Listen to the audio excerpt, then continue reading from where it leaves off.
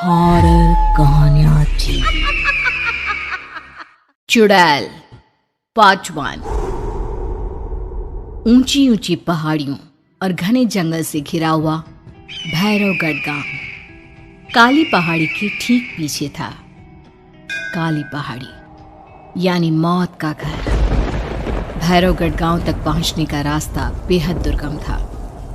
लगभग 24 घंटे घने तूफान और तेज हवाओं की वजह से वहां के वीराने माहौल की कहानियां लोगों के दिलों को दहला देती थी। ऐसे बहुत कम लोग थे जो भैरवगढ़ गांव तक जाने की हिम्मत करते थे। लोगों का कहना था कि इस गांव के आसपास बुरी आत्माओं का साया मंडराता है। गांव के रहने वाले लोगों ने वैसे तो अपनी आंखों से किसी बुरी आत्मा या साये को नहीं देखा था, लेकिन गांव का बच्चा बच्चा इस बात को महसूस कर सकता था कि गांव के ऊपर कोई तो खौफनाक साया मंडरा रहा है। और उसकी वजह ये थी कि उस गांव में जैसे ही कोई लड़का 18 साल का होता, उसके 18वें जन्मदिन की रात ठीक 12 बजे अकस्मात उसकी मौत हो जाती। हर बार ये मौतें बड़े ही रहस्यमयी ढंग से होती और इस बार सरपंच सुमेर के बेटे को 18 साल होने में अब बस 15 दिन बाकी थे। अजी सुनते हैं, हमारा बेटा भी कुछ दिन बाद 18 साल का हो जाएगा। कहीं वो डायन उसे भी खा गई तो? कैसी बातें कर रही हो? जब वो इस गांव में ही नहीं है तो कोई भी डायन या बुरा साया उसका कैसे कुछ बिगाड़ सकता है? उसे कुछ नहीं होगा। हाँ जानती हूँ, आपने उसे पढ़ाई के बहाने इस गांव से बाहर निकाल शहर भेज दिया है, लेकिन ये भी तो सच है ना कि वो बार बार यहाँ आने की जिद करता रहता है। वो चाहे कितनी भी जिद कर ले जानकी, पर मैं उसे इस गांव में कभी वापस नहीं आने दूंगा। मैं नहीं चाहता कि गांव के दूसरे लड़कों की तरह मेरे बेटे की भी अजीबोगरीब ढंग से मौत हो जाए। कभी कभी तो लगता है कि हम सब गांव वालों को हिम्मत करके अपने गांव को इस बुरी आत्मा से छुड़वा लेना चाहिए। लेकिन कौन जानता है आखिर वो खतरनाक साया किसका है? वो काली आत्मा कौन है जो रातों रात हमारे गांव के लड़कों को निगल जाती है?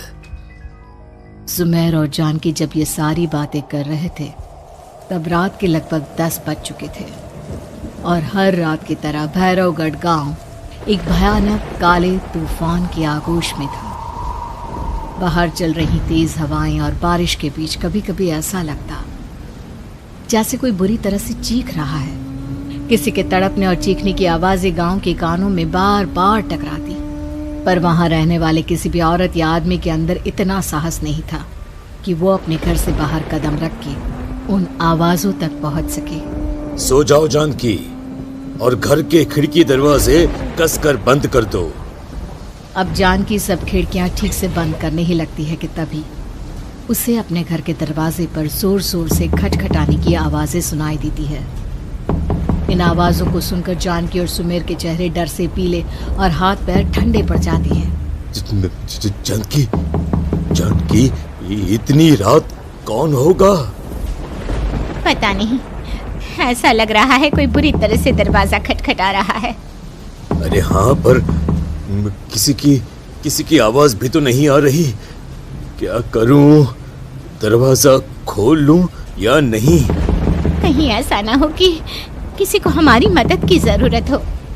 लड़खड़ाते कदमों से सुमेर दरवाजे के करीब जाता है और अपने कान को दरवाजे पर रख धीरे से आवाज देते हुए पूछता है, कौन है? कौन है वहां? तभी एक बेहद डराने वाली आवाज उसके कानों से टकराती है।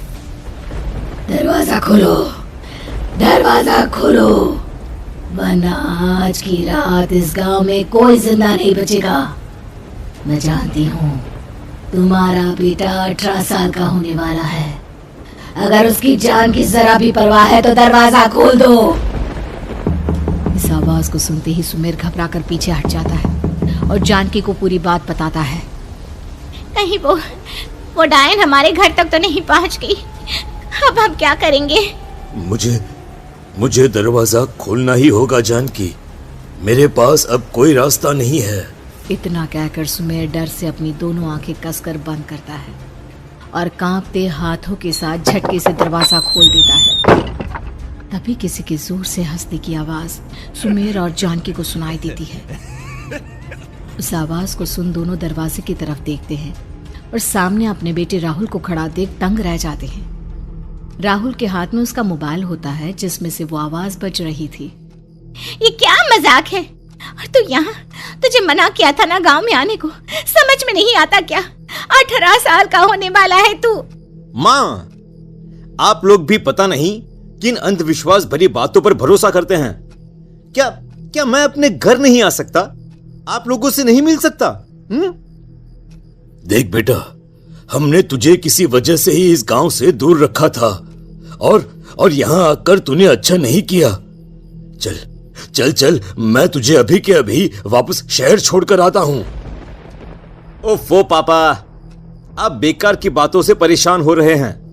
बाहर इतना तेज अंधड़ तूफान चल रहा है, कहीं जाने की जरूरत नहीं है। मैं बस आप लोगों से मिलने आया हूं, कुछ दिन रहकर चला जाऊंगा। दिमाग खराब हो गया है इस लड़के का, नहीं जानता कि इस गांव में ये सुरक्षित नहीं है। किसने कहा था तुझे यहाँ आने को? ये आवाजें सुन, बाहर से जो आवाजें आ रही है तुझे सुनाई नहीं देती क्या? अरे माँ, जब जोर से तूफान चलता है, तेज हवाएं चलती हैं, तो इसी तरह की आवाजें आती हैं। ये बहुत नॉर्मल है माँ। नॉर्मल होगी तेरे लिए बेटा। 4 दिन शहर में पढ़कर आया है तो अपने माँ बाप की बात नहीं मान सकता। माँ, मुझे अभी बहुत जोरों से भूख लगी है, पहले कुछ खिला दो, और रात भी बहुत हो गई है।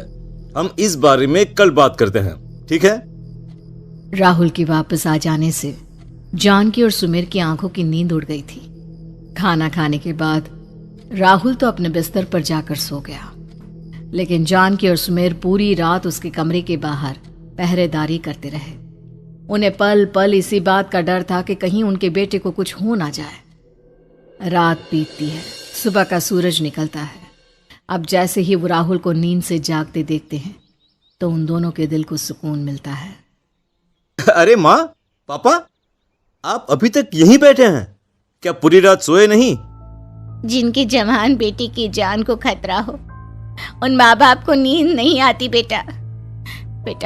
अब तो वापस शहर चला जा। देखो माँ, मैं किसी जरूरी काम से इस गांव में आया हूं, और वो काम पूरा होने के बाद मैं खुद यहां से चला जाऊंगा। काम? गांव में तेरा क्या काम है? पापा, मैं बचपन से ही इस गांव के बारे में बेहद डरावने किस्से सुनते आया हूं, इसीलिए अब मैं उन्हीं किस्सों के ऊपर डॉक्यूमेंट्री फिल्म बनाऊंगा। रिसर्च करना चाहता हूं कि आखिर सच्चाई है क्या। हे भगवान, लो जी, सुन लिया, और भेजो इसे पढ़ने के लिए शहर। मैंने आपसे पहले ही कहा था, मेरी बहन के पास दूसरे गांव भेज दो। ना ये शहर जाता और ना उल जुलूल की बात इसके दिमाग में आती। जानकी और सुमेर राहुल को समझाने की बहुत कोशिश करते हैं, पर वो किसी की बात नहीं सुनता और अपना कैमरा लेकर गांव के पास वाली काली पहाड़ी की तरफ निकल जाता है। अब राहुल जैसे ही काली पहाड़ी पर पहुंचता है, उसकी नजर पहाड़ी के ठीक बीचों बीच बनी एक पुरानी झोपड़ी पर पड़ती है। यहाँ भी कोई रहता है क्या?